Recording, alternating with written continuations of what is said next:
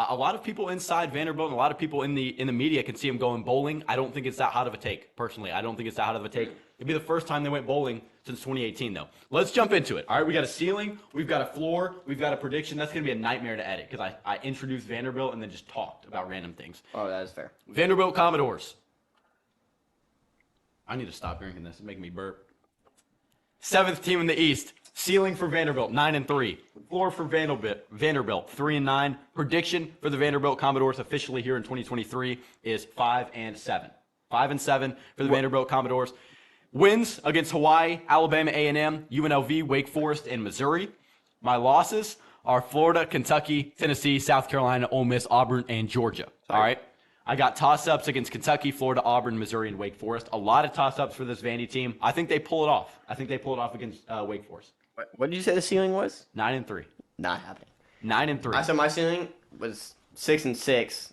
I'll give them 7-5. Floor 3-9. My prediction is 4-8. Do you think they take a step back from 2022? Yes. Okay. Well, here's the thing. Go ahead. I had a bunch of toss-ups. Mizzou is a toss-up. Auburn, toss-up. Yep. Wake, didn't think was a toss-up, but I guess you want to say it They is. have no Sam Hartman. They are a new team. We haven't seen him play. We haven't. We have seen more out of A.J. Swan, Will Shepard, and that pretty.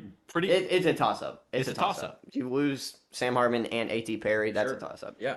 So I got wins against Hawaii, Alabama A&M, UNLV, and Kentucky. Okay. Losses to Wake, Mizzou, Florida, Georgia, Ole Miss, Auburn, South Carolina, and Tennessee. Okay. Florida is also a toss-up. I would say, yeah. My toss-ups for them, as I said, Kentucky, Florida, Auburn, Missouri, and Wake Forest. I'll explain my ceiling because I know that might have come off a little crazy that my ceiling is them at 3 losses because it's Vanderbilt and a lot of people are going to say no freaking way, right? Because here's the thing. If they win a game against Florida, there's 6. If they win a game against Kentucky, there's 7. If they beat Auburn, there's 8. And if they beat Ole Miss, there's 9. They were in the game against Ole Miss last year. It was 21-21 or something like that. I was watching that game. And they let the game just slip away from them. I think a new team in Vanderbilt who's got a couple veteran guys coming in on the defensive side of the ball. We'll talk about them more in depth, their roster more in depth here in just a second. But I think there's if you lose 3 games, Tennessee, South Carolina, Georgia, again, best of the best case scenarios for Vanderbilt this year. But I think the ceiling way up here for Vanderbilt is 9-3. All right, like I said, prediction 5-7. Clark Lee, 7-17 in 2 years at Vanderbilt sounds terrible, right? It sounds terrible. If I was a Vanderbilt fan with Clark Lee as the head coach, I would be ecstatic though. Like what he's done is awesome, right? What he's done is awesome. It doesn't have to be a 9 or 10 win season this year, 8, 9, 10 win season for Vanderbilt fans and they shouldn't be not content with a 5, 6 win season. Like you said, I think I would be a little bit more upset if it went to your side of the prediction in 4-8, but it is possible, right? There is potential for a lot of wins this season. I don't think it'll happen, but I don't think like I said about Hugh Freeze, I'm not lighting the man's seat on fire if he goes 5-7 this season. A.J. Swan has the potential to be a really good QB. Threw 10 touchdowns, 2 interceptions in 9 games last year, over 2,000 yards. A.J. Swan needs to get the touchdown numbers up, but he was solid enough with a solid running back, right? Offensive line should improve a little bit just because of experience this season for Vandy. And I think A.J. Swan has got the opportunity to come out and prove himself for his junior and senior year in 2024, 2025 when this kid can go out and really compete and really say, look, I'm one of the better quarterbacks in the SEC. I'm an all-SEC third team, second team quarterback. Does it happen this year? Probably not. But you've got a great backfield this year that's being super, super slept on, right? That's Cedric Alexander, standout true freshman who spazzed in the spring game. That's Chase Gillespie with nasty speed and Patrick Smith who brings a veteran presence in the Commodore backfield. So I'll get to him just a little bit more, but I think A.J. Swan, I think Cedric Alexander, I think Will Shepard. You got a couple other guys out wide, Quincy Skinner Jr., all those guys, poster boys of this Vanderbilt offense. If the defense can get better, which they did through the portal, we'll talk about them in a second, no reason this Vanderbilt team can't go bowling. Like I said, I still got them losing 7 games. Right. And the main thing for the Vandy organization and the fans is never forget you're in the SEC. Yeah. This is a solid. They would get 7 wins in the Big 12. Sure. And it's just unfortunate that you are in the SEC. You're stuck here, and it's really hard to get out of the bottom in the SEC. Yeah. And so for me, I was saying the A.J. Swan and Will Shepard connection is going to be so key for this team this year. Yeah. They are 2 guys who they relied on so much last year, and now they have the time to bond with each other, connect, and they could be amazing. And it really could be a game changer for that team. I put it up there too. They had the 69th best recruiting class. They brought in some solid 3-stars though, and these players are going to get playing time. They just landed multiple 4-stars in the 2024 cycle as well. Right. I wish that was last night, yeah. 2 nights ago. Yeah, It's and crazy. So they need these recruits to come in and do great, and it's asking a lot. But these freshmen, they know what they're setting themselves up for when committing to Vanderbilt. Sure. And I was talking about it too. The run game a lot different. The run game with Mike Wright last year was something where they were like the first few games, everyone was like, okay, it's solid. And so they're going to need those players to step up, like you were saying. You do lose the one thing the defense. You lose Anthony Orji. Anthony Orji's a dog, right? Anthony Orji is a dog. I do have here, right? You get Anis DeCosmo, who comes over. That name cracks me up every time.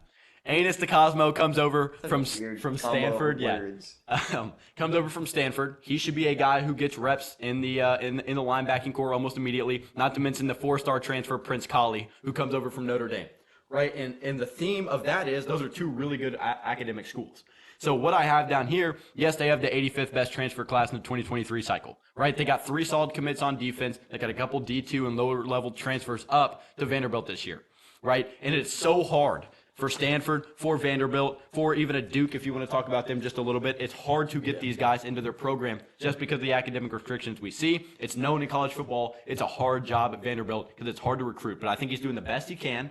I think if you continue to bring in, develop guys, right? Because that's what I said. If you like I said, Mid-State Weekly, we're talking about Vanderbilt, and I said, look, the thing about Vanderbilt is they're not going to get a plug-and-play guy from Georgia who's a 5-star, right? You're not going to be able to go into these recruiting hotbeds at IMG, right? And even you want to go down to like Warner or Robbins, you want to go over to like Florida, Texas, go out to California and get a recruit. It's going to be tough. It's going to be tough because of the recruiting restrictions you have.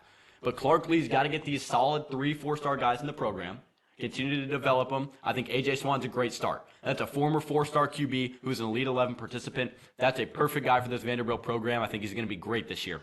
So, look, 20 of the 22 projected starters are guys who were returning from the 2022 season. I think Clark Lee's building an absolute program over here. Right, and if Lee can develop Swan, this team's going to be a lot better off. They're going to be able to land more recruits in the future. I know you got the recruiting class pulled up over there. Right. So if you want to break that down just a little bit, we can. It's exactly what Vanderbilt needs to do. Yes, sir. You're not going to get 5-star recruits, but they have an overload of 3-stars. Players that they know, they've recruited them, might be under the radar, they're on their radar, and they're like, look, all these 3-stars, they can give them quality play. And that's what Vandy needs right now. Yeah. They need to get quality play, and then earn themselves the right to get better players than those 4-stars. Keep working your way up, and then you're a great program. Sure. So this Vandy team, Clark Lee knows what he's doing. Yeah. They know what they're doing. Yeah. The defense has got to get better. Gave up 36 points per game last year. Out of 130 teams in the FBS, what number do you think that ranked? 129. 125. 125 out of 130 in defense points allowed per game last year for the Vanderbilt Commodores. That's bad. That's really, really bad. The tackling, speed on defense has to get a lot better. I think you did that with Prince Colley, and I think you did that with Anis DeCosmo. I think those guys are going to fill in a little bit. Couple pretty good players in the secondary. Defensive front, young. They're returning guys, right? They're returning guys, but not a lot of reps up there. I don't think that should be a problem, like I said. Someone I was looking at was C.J. Taylor. They lose Anthony Orji.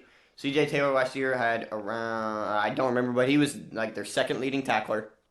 And so losing Anthony Orji earns him a spot to be that guy. You know who else I have? The Patterson brothers.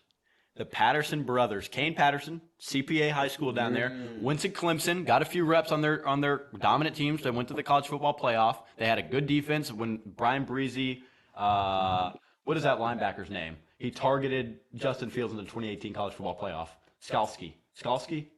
It was something like Warren white guy, you don't want to number run it. 47. Yeah. I can't remember his last name. Anyways, he played with those guys, right? He's got experience. They're experienced linebackers. The linebacking core shouldn't be a problem. I think the defensive front shouldn't be a problem. They got to tackle, got to use their speed to their advantage. All right, before we get to the number 6 team in the SEC East, expectations. I'm going to continue the trend, give expectations for each team. Win at least 5 games. if I'm a Vanderbilt fan and they win 4 games, I'm a little bit disappointed. I have to say so because Clark Lee's set the bar here. He's got to reach that bar once again. As long as Lee doesn't take a step back in 2023, I think Vanderbilt's in a fine spot. Right? I think they're in a good spot. It's not out of the question to go bowling in 2024 with their schedule. Not out of the question in 2023 either. Right? Just need to see some more things from this roster. Love what Clark Lee's doing. If you're a Vandy fan watching on the cut version from YouTube or listening or watching, trust in Clark Lee. I like what he's doing.